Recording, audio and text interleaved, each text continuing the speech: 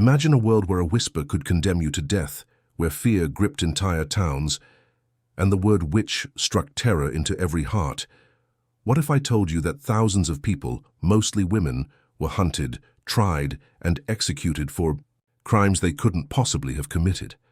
The medieval witch hunts weren't just a dark chapter in history. They were a frenzy of paranoia that tore communities apart and left scars we still feel today. Stick with me, because we're diving into the shocking truth behind these trials.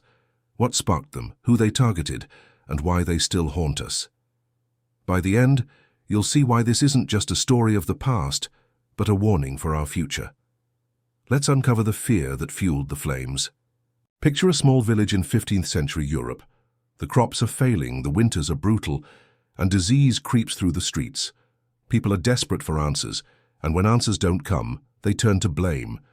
This was the world where the witch hunts began, not with a single spark, but with a slow-burning fear that grew into an inferno. I've always been fascinated by how fear can twist the human mind, and as I dug into this topic, I found stories that chilled me to the bone. Not just because of the cruelty, but because of how ordinary people, like you and me, became caught in the chaos. Let's start where it all began. The roots of this terrifying phenomenon. In the late Middle Ages, Europe was a pressure cooker of anxiety. The Black Death had wiped out nearly half the population, leaving survivors rattled and searching for meaning. The church, the bedrock of society, was losing its grip as corruption. Scandals like the Avignon papacy shook people's faith. Meanwhile, wars and famines kept communities on edge. Into this mix came a dangerous idea. The devil was at work, and his agents, witches, were among us, casting spells to ruin crops, sicken children, and corrupt souls. This wasn't just superstition, it was a worldview reinforced by powerful institutions. The church, desperate to maintain control, leaned into these fears, publishing texts like the Malleus Maleficarum in 1486, a manual for identifying and prosecuting witches. I was stunned to learn that this book, written by two German clerics, became a bestseller, spreading like wildfire across Europe. It wasn't just a guide, it was a weapon, giving local authorities a blueprint to hunt down anyone they deemed suspicious. Now let's pause and think about who these witches were. If you're picturing a cackling old hag with a pointy hat, you're not alone. That's the image pop culture has fed us. But the reality was far more heartbreaking. Most accused, witches were ordinary women, often widows, healers, or those who didn't fit neatly into society's mold. Why women? Because medieval society was deeply patriarchal. Women were seen as weaker, more susceptible to the devil's temptations. A woman who spoke out, owned property, or practiced herbal medicine was a threat to the status quo. I came across the story of Marjorie Jourdemain, a 15th century English healer known as the Witch of Eye.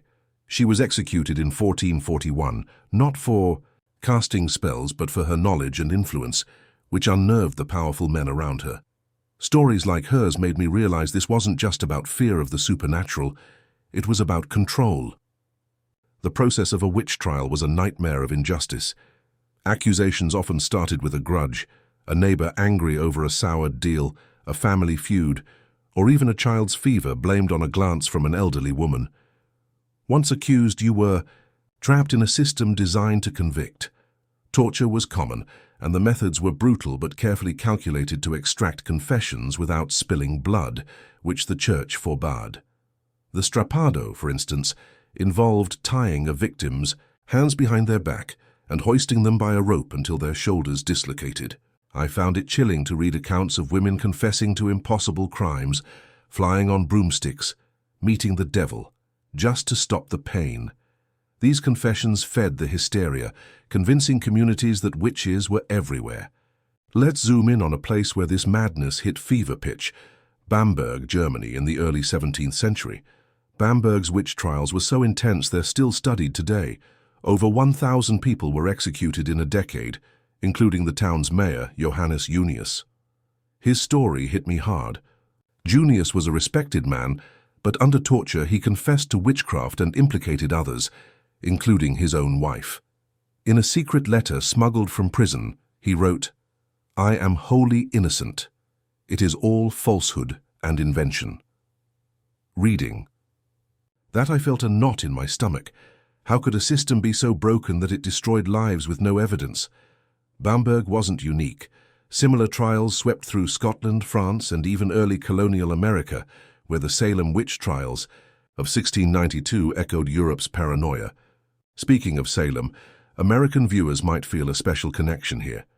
The Salem trials, though smaller in scale, were a direct descendant of Europe's witch hunts. In 1692, over 200 people were accused, and 20 were executed, mostly women. The trigger?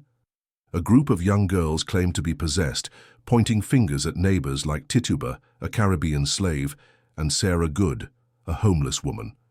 What struck me was how quickly fear spread, turning a tight-knit Puritan community against itself. The trials ended when the governor's wife was accused, forcing leaders to question the madness. But the damage was done. Families were shattered, and trust was broken. If you've ever visited Salem, Massachusetts, you know the town still grapples with this legacy, with museums and memorials that draw thousands each year. So why did these hunts spiral out of control? One reason was the power of groupthink. When fear takes hold, it's contagious. A single accusation could snowball as people, desperate to prove their own innocence, named others. The church and local elites fueled this by rewarding witch hunters with money and status. In Scotland, professional witch prickers like John Kincaid travelled from town to town, using needles to find devil's marks on victims' bodies. These marks were often just moles or scars, but the pricker's authority was rarely questioned. I was shocked to learn that some witch hunters built fortunes this way, profiting off misery. It's a stark reminder of how fear can be weaponized for personal gain. Another factor was the role of religion. The Protestant Reformation and Catholic Counter-Reformation created a spiritual tug-of-war, with both sides eager to prove their piety by rooting out evil. Witches became scapegoats in this battle, blamed for everything from storms to infertility. I found it fascinating that in Catholic regions like Bavaria, witch hunts were often tied to elaborate rituals, with priests exorcising possessed victims. In Protestant areas like Scotland, the focus was on moral purity, with accused witches seen as threats to the community's covenant with God. Either way, religion gave the hunts a veneer of righteousness, making it hard for anyone to speak out without being labeled a heretic. But not everyone bought into the hysteria. There were voices of reason even in the darkest times. In 1584, an English gentleman named Reginald Scott published The Discovery of Witchcraft, arguing that witchcraft was a myth and that confessions were coerced. His book was so controversial that King James III ordered it burned, but it planted seeds of doubt. By the late 17th century, skepticism grew among intellectuals like the Dutch physician Johann Weyer, who suggested that many witches were mentally ill or victims of manipulation. These early critics faced backlash, but their ideas slowly chipped away at the witch hunt mentality, paving the way for reform. As the Enlightenment dawned in the 18th century, the witch hunts began to fade. Scientific advances like the discovery of germs offered natural explanations for diseases once blamed on witchcraft. Legal reforms also helped. Torture was banned in many countries, and courts demanded harder evidence. In England, the Witchcraft Act of 1735 redefined witchcraft as fraud, effectively ending prosecutions. But the scars remained. Entire villages had been torn apart, and countless lives, mostly women's, were lost. Estimates vary, but historians believe 40,000 to 60,000 people were executed across Europe and its colonies, with many more imprisoned or ostracized. Reflecting on this, I can't help but see parallels to today. The witch hunts weren't just about superstition, they were about fear of the other, anyone who didn't conform. In our world, we don't burn witches, but we've seen how fear can fuel division, whether it's scapegoating minorities or spreading misinformation online. I recently read a post on X where someone compared modern cancel culture to witch hunts, noting how accusations can spiral without evidence. While it's not a perfect analogy, it made me think, are we really so different? The tools have changed, but the human tendency to panic and point fingers hasn't. Let's bring this back to the stories that hit me hardest. There was Anna Goldie, one of the last women executed for witchcraft in Europe, in Switzerland in 1782. Anna was a maid accused of cursing her employer's child with needles, a charge that sounds absurd today, but was deadly serious then. Despite flimsy evidence, she was tortured and beheaded. What struck me was how late this happened, 1782, when the American Revolution was in full swing and the Enlightenment was reshaping Europe. It's a sobering reminder that progress isn't always linear. Anna's story is now a symbol of injustice. Switzerland officially exonerated her in 2008, over 2 centuries later. Another story that stuck with me was the Pendle witch trials in England in 1612. A group of families in Lancashire, mostly poor and marginalised, were accused of murdering neighbours through witchcraft. The key witness was a 9-year-old girl, Janet Device, who testified against her own mother, siblings and neighbours. Reading about Janet, I felt a mix of pity and horror. How could a child be caught in such a nightmare? The trials ended with 10 executions, and Janet's testimony set a dangerous precedent, allowing children's accusations in later cases. The Pendle case is still famous in England, with books and TV shows retelling its tragedy. So what can we take away from this? The witch hunts teach us that fear unchecked can destroy lives. They show how power structures, whether religious, political or social, can exploit panic for control. But they also highlight resilience. People like Reginald Scott and Johann Weyer risked everything to challenge the status quo, proving that even in dark times, voices of reason can make a difference. For me, researching this topic was a journey from curiosity to outrage to hope.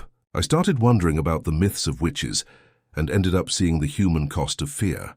If you're as gripped by this as I am, here's what I'd love you to do. Drop a comment below, tell me what shocked you most about the witch hunts, or if you visited a place like Salem that carries this history. Hit that like button if you want more deep dives into medieval mysteries, and subscribe to join our journey through history's wildest stories. Don't miss out. Our next video, Epic Rise of the Knights Templar Medieval Orders, is coming soon, and it's packed with secrets about the warrior monks who shaped the Crusades. You won't want to miss it. Let's wrap this up with a final thought. The witch hunts weren't just a medieval problem, they're a human one. They remind us to question fear-driven narratives and stand up for truth, even when it's unpopular. History isn't just about the past, it's about understanding who we are and where we're going. Thanks for watching, and I'll see you in the next one.